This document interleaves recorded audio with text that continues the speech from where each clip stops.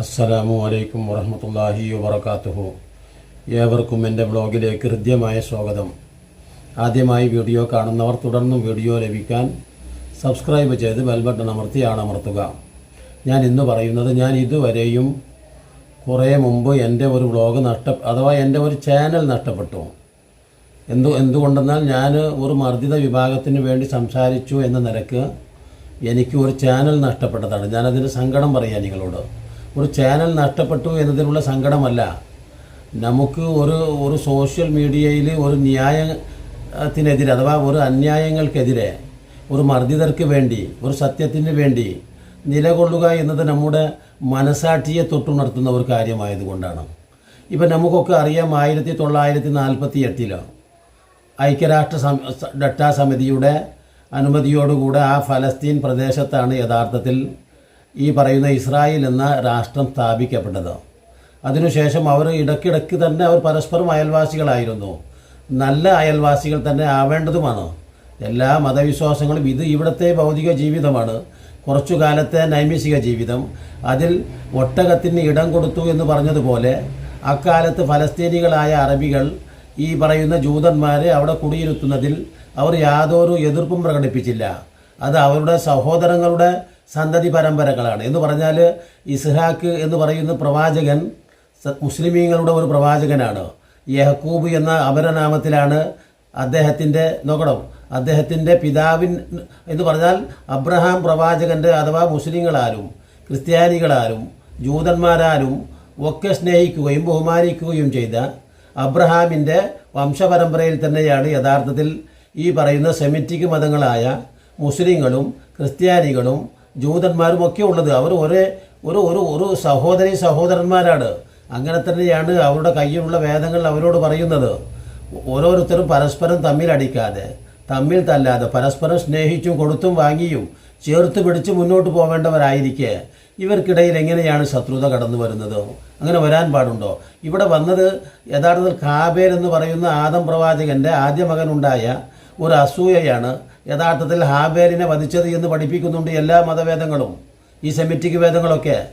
ആ സാഹചര്യത്തിൽ തൻ്റെ സഹോദരനെ, അഥവാ ഇപ്പോൾ ഈ പറയുന്ന ഫലസ്തീനികൾ ഇസ്രായേലിൻ്റെ സഹോദരങ്ങളാണ്, ആ സഹോദരങ്ങളെ ചേർത്ത് പിടിക്കാതെ തങ്ങളുടെ കഴിവുകളിൽ അഥവാ ഗർവ് നടിച്ച്, അഥവാ മറ്റൊരു രാജ്യത്തിൻ്റെ അഥവാ അമേരിക്കയുടെ സഹായത്തോടുകൂടെ ഈ പാവപ്പെട്ടവരുടെ മുഴുവനും, അഥവാ ഒട്ടകത്തിന് ഇടം കൊടുത്ത അറബിയുടെ കഥ പറയുന്നത് പോലെ തങ്ങളുടെ ഭൂമിയിൽ ഇടം കൊടുത്ത ആ സഹോദരന്മാർ, അഥവാ ആ ജൂത സഹോദരന്മാർ പിന്നീട് തങ്ങളുടെ ഭൂമി മുഴുവനും പിടിച്ചെടുത്ത് കവരുന്നതും നോക്കണം. പിന്നീട് തങ്ങളെ ആട്ടിയോടിക്കുകയും അപമാനിച്ചു വിടുകയും എന്നും പ്രശ്നങ്ങൾ.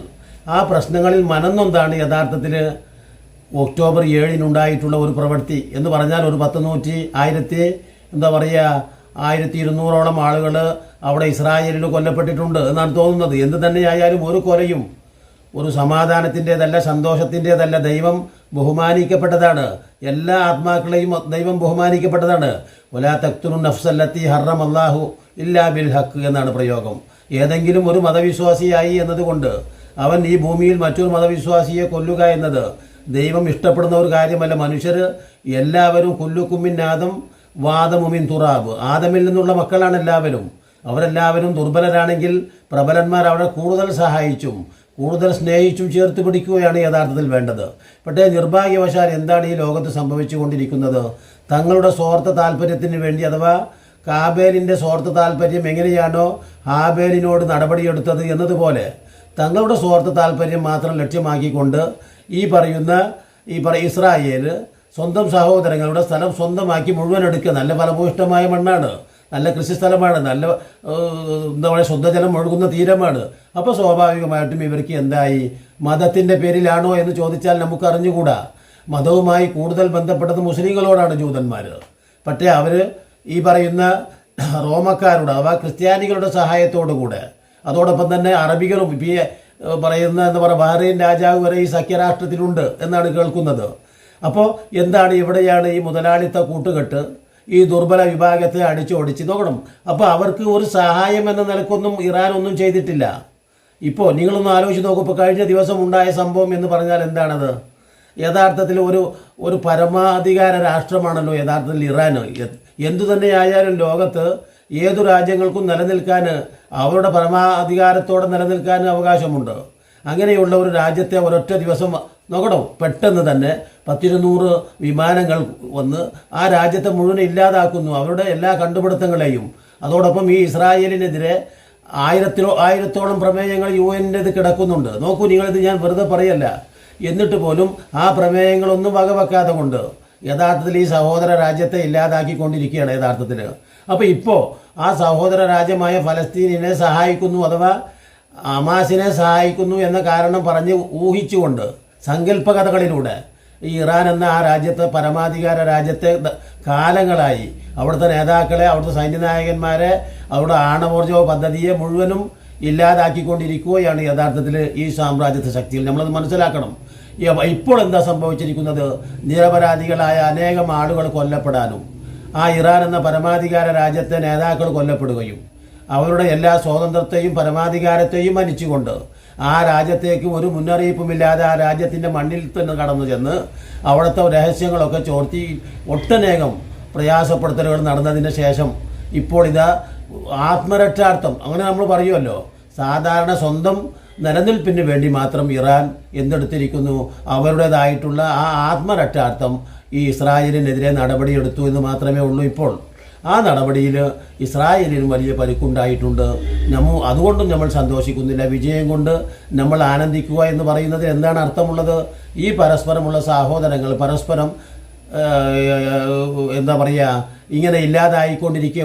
ഒരു ദിവസത്തെ നഷ്ടമെന്ന് പറയുന്നത് എല്ലാവർക്കും നഷ്ടമാണ്. ഒരു ജീവൻ നഷ്ടമാവുക എന്ന് പറയുന്നത് ഒമൻ അഹിയാഹ ഫകഅന്നമ അഹിയന്നാസ ജമീഹ എന്നാണ്. ഒരാളെ ജീവിപ്പിക്കാൻ ശ്രമിക്കുക എന്നതാണ്. ഈ പ്രത്യേകിച്ച് ഈ ആധുനിക കാലം, പരിഷ്കൃത കാലം എന്നൊക്കെ പറയുമ്പോൾ പഴയ കാലത്തെ കാട്ടാള ലോകം ഇന്ന് നമുക്ക് പ്രത്യക്ഷപ്പെട്ടുകൊണ്ടിരിക്കുകയാണ്. UN എന്ന് പറയുന്ന ഈ ഐക്യരാഷ്ട്ര സമിതി ആയാലും അതോടൊപ്പം തന്നെ UN രക്ഷാസമിതി ആയാലും യാതൊന്നും എന്തെന്നാ പറയുക, തികച്ചും അവരുടെ പങ്കാളിത്തം ഒന്നിനും അവരുടെ പങ്കാളിത്തം കൊണ്ട് എന്തെങ്കിലും ലോകത്ത് ഒരു സമാധാനം ഉണ്ടാക്കേണ്ടതിന് പകരം നിഷ്ക്രിയമായിട്ട് നിൽക്കുകയാണ് യഥാർത്ഥത്തിൽ ഈ പറയുന്ന രക്ഷാസമിതികളും രക്ഷാസമിതി പ്രമേയങ്ങളും. അപ്പോഴാണ് ഇപ്പോൾ വീണ്ടും പശ്ചിമേഷ്യയിൽ സംഘർഷം ഉരുണ്ടുകൂടിക്കൊണ്ട് നോക്കണം. വെറും എന്താ പറയുക, പരസ്പരമുള്ള വെറുപ്പിൻ്റെയും പകയുടെയും സ്വാർത്ഥതയുടെയും അടിസ്ഥാനത്തിൽ മാത്രമാണ് ഇപ്പോൾ നമ്മൾ ന്യായീകരിക്കുകയല്ല, എല്ലാവരുടെ പക്ഷത്തു നിന്നുമുള്ള അന്യായങ്ങളെ നമ്മൾ എതിർക്കപ്പെട്ടിട്ടുണ്ട്. ഇപ്പോൾ ചെയ്തത് ഇസ്രായേൽ വേണ്ടാത്ത ഒരു കാര്യമായിരുന്നു. സ്വന്തം സഹോദരങ്ങളായ എന്ന് പറഞ്ഞാൽ ഒരു രാജ്യത്തിൻ്റെ പരമാധികാരമോ അവിടുത്തെ സ്വാതന്ത്ര്യമോ അവിടുത്തെ പൗരാവകാശമോ നിലനിൽപ്പോ ഒന്നും വെല്ലുവിളിച്ചുകൊണ്ട് ആ ഒരു രാജ്യത്തെ കയറി വിളയാടിയാൽ പിന്നെ ആ രാജ്യം നോക്കി നിൽക്കുമോ? അവരുടെ ആത്മരക്ഷാർത്ഥം, നമ്മളങ്ങനെയൊക്കെ ഉണ്ടല്ലോ, ഒരാൾ മരിക്കാൻ പോവുകയാണ്, അവർക്ക് ഇനി രക്ഷ കിട്ടില്ല എന്ന് ഉറപ്പായാൽ അയാൾ എന്തു ചെയ്യും? ശത്രുവിനോട് ഞങ്ങളിനി ഇല്ലെങ്കിലും വേണ്ടില്ല എന്ന് കരുതിക്കൊണ്ട് പോരാടും. ആ ഒരു ജീവൻ മരണ പോരാട്ടത്തിലാണ് യഥാർത്ഥത്തിൽ ഇപ്പോൾ ഇറാൻ എത്തി നിൽക്കുന്നത്. ആ പോരാട്ടത്തിൻ്റെ ഫലമായിട്ട് ഇരുഭാഗത്തും നഷ്ടങ്ങൾ ഉണ്ടാകും. അതായത് ആരാണോ മുമ്പ് നഷ്ടം വരുത്തി വെച്ചു ഇവിടെ, ആ കാരണക്കാർക്കെതിരെ മറ്റൊരു പരമാധികാര രാജ്യത്തിന് മറ്റൊരു രാജ്യത്തോട് ചെയ്യാനുള്ള എന്തുണ്ട്? സ്വാതന്ത്ര്യമുണ്ട്. അത് മനുഷ്യാവകാശമാണ്. ഞാൻ പറയുന്നത് ഇതിനൊക്കെ ഈ പറയുന്ന ഈ സംഘർഷങ്ങൾ എത്രയും പെട്ടെന്ന് UN ഐക്യരാഷ്ട്ര സമിതിയോ അല്ലെങ്കിൽ രക്ഷാസമിതി പ്രമേയങ്ങളോ വിളിച്ചുകൂട്ടി അടിയന്തരമായി ഇതിനൊരു പരിഹാരമുണ്ടാക്കണം. ലോകത്ത് സമാധാനമാണ് എല്ലാവരും ഇഷ്ടപ്പെടുന്നത്. ഞാൻ നേരത്തെ പറഞ്ഞ പോലെ ഒരു ജീവി പോലും മരണപ്പെടുക എന്ന് പറയുന്നത് ആർക്കും സന്തോഷവും സമാധാനവും ഉണ്ടാക്കുന്നില്ല. ഒരു രൂപ, ഒരു നാണയം വെറുതെ കളയുക എന്ന് പറയുന്നത് ആർക്കും അതൊരു ലാഭകരമായ സംഗതിയല്ല. അതുകൊണ്ട് തന്നെ എത്രയും പെട്ടെന്ന് അതിൻ്റെ ബന്ധപ്പെട്ട അധികൃതർ ഉടനെ യോഗം വിളിച്ചോ എങ്ങനെയെങ്കിലും സമാധാനത്തിന് വേണ്ടി പ്രവർത്തിക്കണം. മറ്റുള്ളവരുടെ ഊഹാപോഹങ്ങൾക്കൊന്നും വില കൊടുക്കാതെ പരസ്പരമുള്ള വെറുപ്പും വിദ്വേഷവും മാറ്റിവെച്ച് ലോകത്ത് സ്ഥിരമായ ഒരു സമാധാനം, അഥവാ ഫലസ്തീനികൾക്ക് ഫലസ്തീൻ, ഇസ്രായേലികൾക്ക് ഇസ്രായേൽ, ഇറാനികൾക്ക് ഇറാൻ എന്ന നിലയ്ക്ക് എല്ലാ രാജ്യത്തിനും അതിൻ്റേതായ പരമാധികാര സ്വാതന്ത്ര്യവും സുരക്ഷിതത്വവും നിർഭയത്വവും നിലനിർത്താൻ ഇന്ന് കഴിയുന്നത് ഈ ഐക്യരാഷ്ട്ര സമിതിക്കാണ്. അതുകൊണ്ട് അതിൻ്റെ പഴയ ശക്തി, തീർച്ചയായിട്ടും പഴയ അധികാരം പുനഃസ്ഥാപിച്ചുകൊണ്ട് ലോകത്ത് സമാധാനം ഉണ്ടാക്കുന്നതിന് വേണ്ടി ആ ഐക്യരാഷ്ട്ര രക്ഷാസമിതിയും ഐക്യരാഷ്ട്ര സഭയും ഒക്കെ മുൻകൈയെടുത്ത് പ്രവർത്തിക്കണമെന്നുള്ള ഒരു അഭ്യർത്ഥനയോടുകൂടെ ഇനിയും നല്ല വീഡിയോകളുമായി നിങ്ങളെ കണ്ടുമുട്ടുന്നതുവരെ നിങ്ങൾക്ക് നന്ദി.